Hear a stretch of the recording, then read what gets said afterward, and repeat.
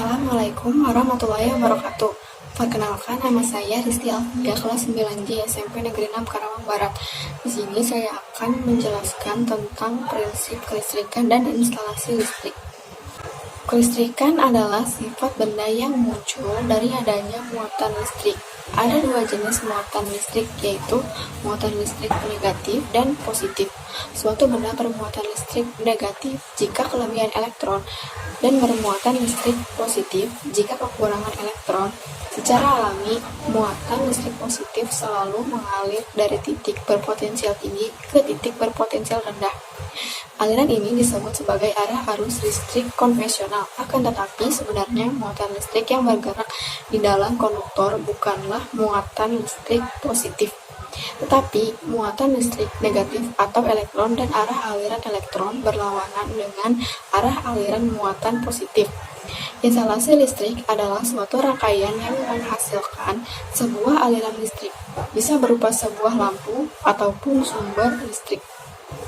Instalasi listrik terdiri dari sebuah saklar, stop kontak, dan lampu secara sederhana. Input saklar dapat bersumber fasa, kemudian outputnya menuju ke beban, di mana beban itu adalah lampu dan harus ada kabel netral di lampu, sehingga lampu tersebut akan menyala apabila saklar di-on-kan.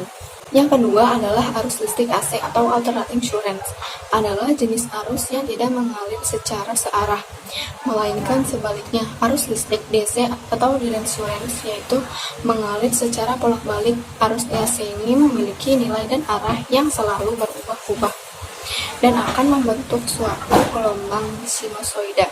Contoh peralatan yang menggunakan arus listrik AC adalah barang-barang elektronik rumah tangga. Hampir semua alat-alat yang ada di rumah menggunakan arus listrik AC yang saat ini menggunakan 220 volt. Berikut merupakan contoh arus listrik AC dan fungsinya sebagai berikut.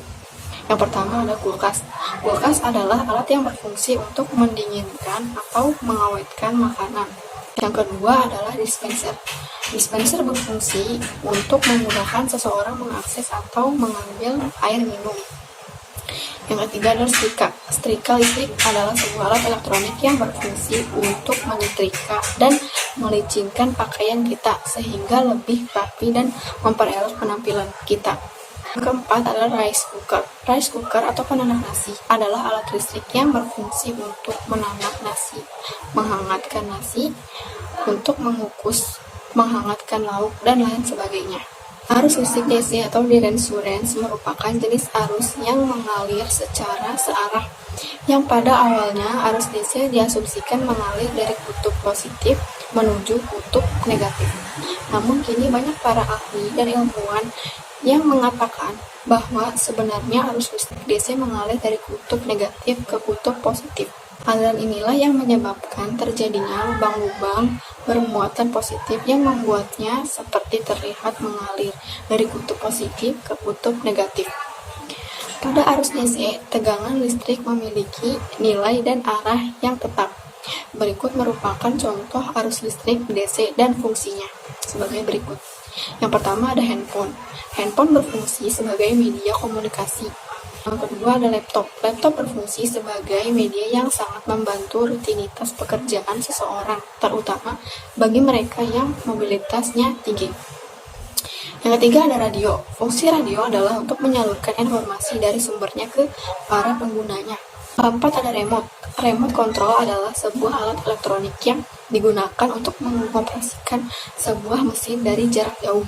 Dan yang selanjutnya adalah komponen alat instalasi listrik yang ada di rumah.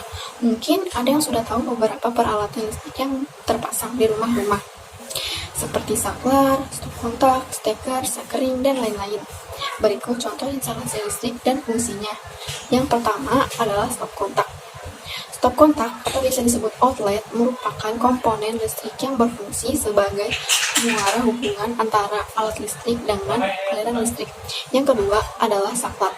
Saklar atau switch merupakan komponen instalasi listrik yang berfungsi untuk menyambung atau memutuskan aliran listrik pada suatu penghantar.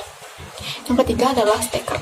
Steker atau steker atau yang sering disebut colokan listrik karena memang berupa dua buah colokan berbahan logam dan merupakan alat listrik yang berfungsi untuk menghubungkan alat listrik dengan aliran listrik ditancapkan pada kanal stop kontak sehingga alat listrik tersebut dapat digunakan. Yang keempat adalah kabel. Kabel listrik merupakan komponen listrik yang berfungsi untuk menghantarkan energi listrik ke sumber-sumber beban listrik atau alat-alat listrik. Sekian dari saya, terima kasih. Wassalamualaikum warahmatullahi wabarakatuh.